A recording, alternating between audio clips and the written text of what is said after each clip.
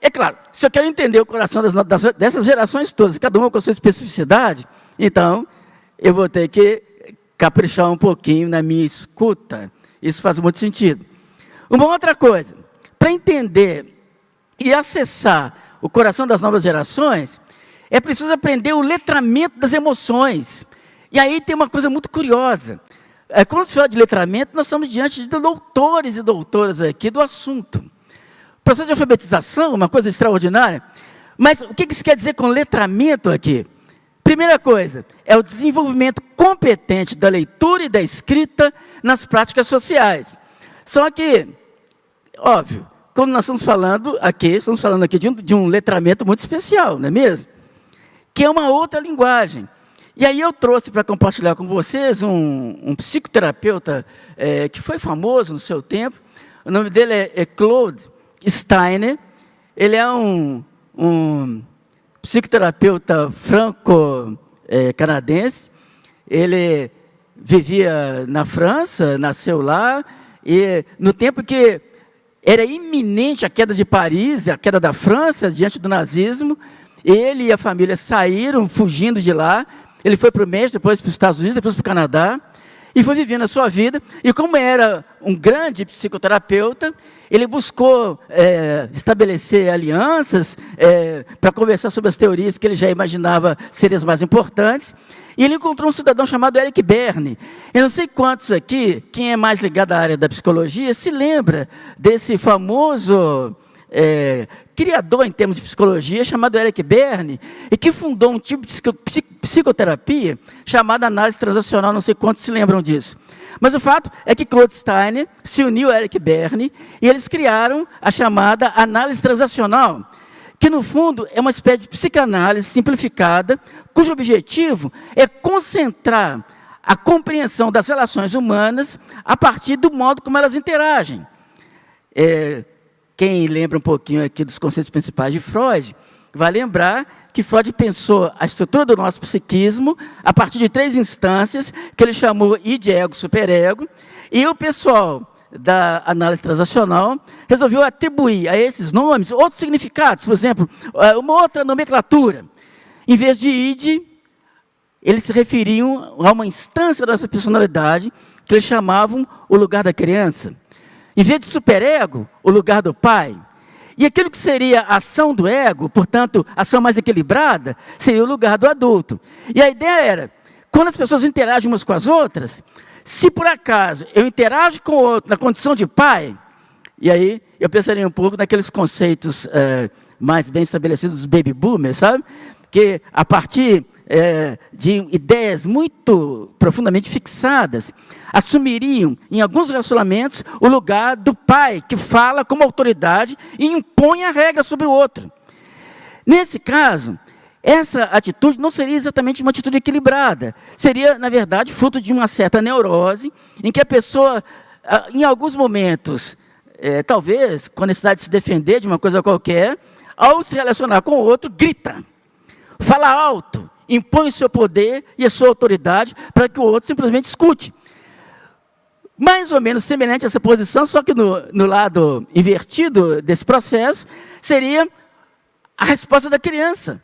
A criança seria, no caso aqui, entendido como aquele que reage no plano puramente emocional.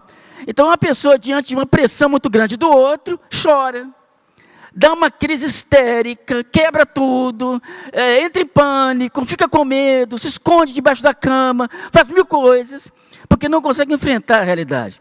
O que se esperaria de uma pessoa madura seria a atitude do adulto, em que a pessoa equilibraria o seu modo de ser e agiria diante do outro de modo adequado. Ora, isso implicaria, segundo Claude Steiner, na capacidade que essa pessoa teria de ler bem o universo do outro. E aí, permitam-me compartilhar isso com vocês. É como se cada pessoa fosse uma espécie de livro aberto. É interessante isso. Às vezes eu brinco lá nos nossos encontros no colégio, lá em Belo Horizonte, dizendo que quando as pessoas se aproximam de nós, elas trazem um texto vivo, que nós podemos, por exemplo, sublinhar ou não. Por exemplo, se uma pessoa mostra uma característica muito interessante, o que eu posso fazer? Eu acho até que deveríamos fazer. é sublinhar o texto, demarcar o texto. Do mesmo modo como nós lemos as Escrituras Sagradas. Quando eu leio a Bíblia, por exemplo, e aquele texto toca a minha alma, toca o meu coração, eu vou lá e marco o texto. Houve uma época que eu tinha mania de não só marcar o texto, como colocar a data. Só para eu me lembrar que naquele dia específico, algo de extraordinário aconteceu na minha vida, em contato com aquele texto. Mas quando se trata da relação humana, isso assume um caráter muito interessante, porque eu posso enxergar o texto do outro e valorizar ou mais ou menos esse texto. Agora, de qualquer maneira, eu precisaria, pelo menos, fazer um esforço para entender o que o texto diz. Daí a ideia do analfabetismo emocional, que inclusive ajudou o Daniel Goleman, quem é que não se lembra do livro do Daniel Goleman, Inteligência Emocional, a pensar sobre o assunto. Ou seja, a ideia é que tem muita gente que domina muitos temas, muitos assuntos, mas tem uma dificuldade absoluta de entender aquele que se aproximou dele. Estabelecer um ponto de contato. E no caso das múltiplas gerações, isso se torna, em algum momento, complexo, porque se aquele que se aproxima não fala muito a minha linguagem, ou não se apresenta como sendo uma pessoa do meu próprio universo de compreensão, às vezes eu tendo a deixar a pessoa de lado, pura e simplesmente, porque nós não falamos a mesma linguagem. Nós não somos aves de mesma plumagem, sabe, professor Jean? Isso é um pouquinho complicado em muitas situações. Agora, quando a gente dá uma paradinha e vai lá nas maravilhosas histórias do Novo Testamento, e não estou diferenciando não, porque o Velho Testamento também é maravilhoso, é Bíblia, é a palavra de Deus, nós encontramos, por exemplo, esse diálogo inesquecível desse Filipe, conhecido na Bíblia como o evangelista. A história, a imagem, acho que vocês de imediato identificaram, né? A referência bíblica dessa imagem.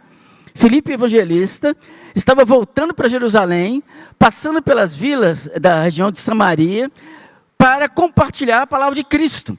Ele ia andando por aqueles caminhos, até que num dado momento, ele ouviu um toque do Espírito de Deus. O Espírito de Deus convocou Filipe a mudar a rota e se dirigir na direção de um lugar chamado Gaza, porque ali teria alguém com quem ele deveria conversar. E conversar aqui ganha um valor gigantesco. Então, Filipe se desvia e vai até esse lugar, e de fato, havia alguém ali, assim, numa carruagem, lendo as Escrituras Sagradas. Só que aquela figura que estava ali, gente, é uma figura tão interessante. Via de regra, a gente não para pensar muito sobre essa figura humana que estava ali. Porque naquela figura desse funcionário lá da rainha Candace, esse etíope, várias linhas dos preconceitos contemporâneos cruzam no mesmo ponto. É uma coisa engraçada, eu não sei se você já parou para pensar sobre isso. Então, ele era um etíope, portanto, ele era da região da África, talvez fosse uma pessoa de pele escura, pele negra. Era uma pessoa que era eunuco, e, vejam bem, a ideia do eunuco, eu não vou entrar em detalhes aqui, porque o nosso momento aqui, né, professor Jean, não é uma aula sobre sexualidade humana, mas essa figura também ao longo das épocas, né, por N razões, foi muito discriminada, enfim, mas, afinal de contas, o Espírito de Deus mandou que Filipe conversasse exatamente com esse cidadão. E ele se aproxima. Aí eu quero dizer uma coisa para vocês que é tremenda quando a gente pensa em alcançar o coração daqueles que estão passando perto de nós. Filipe se aproxima, orientado pelo Espírito de Deus, e ele faz uma pergunta que é basilar, eu diria. A pergunta é: entendes tu o que lês? Essa pergunta eu faria para os gestores aqui presentes. Vocês estão entendendo o que está se passando à volta de vocês? Aquela pessoa que passou pelo corredor, aquela pessoa aflita que quis comunicar alguma dor da alma, qualquer que seja, aquela pessoa que tem características próprias de um personagem da geração Z, né? Às vezes com cabelo de cor diferente, às vezes com estilo de roupa, não exatamente dentro do padrão baby boomer. Então, nesse caso, como é que nós reagiríamos? Qual seria a nossa reação? Pois olha, ali, o que Lucas, né, gente? Lucas, grande escritor do livro de Atos. O que o Lucas sugere é isso. Entendes tu que lês? Será que nós estamos entendendo? Essa pergunta vale para a relação entre pais e filhos. Será que os pais entendem o que seus filhos estão dizendo a todo momento? Isso vale para a relação entre marido e mulher. Será que um é capaz de ler o discurso do outro, entender o que se passa na alma do outro? Eis aí uma questão, por isso eu diria, é fundamental ouvir um pouco o poeta, sabe, professor Jean? Quer ouvir Fernando Pessoa, quer ouvir Alberto Caeiro, é preciso às vezes a alma silenciar um pouquinho. Porque se eu só falo do meu lugar de visão, do meu quadrado de percepção da realidade, eu vou dizer para vocês, eu vou ter uma enorme dificuldade de entender o que é que vai na alma da outra pessoa. Por isso faz todo sentido essa história de Filipe Evangelista, junto com esse etíope da rainha Candace, nesse diálogo absolutamente inesquecível, sem dúvida nenhuma.